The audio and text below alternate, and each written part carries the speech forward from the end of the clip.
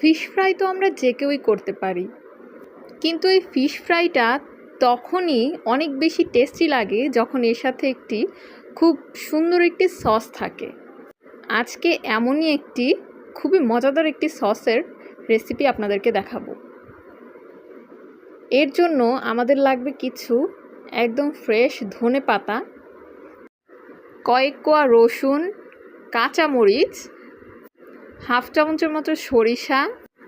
এই সব কিছু একবারে সুন্দর করে একটা পেস্ট তৈরি করে নিতে হবে।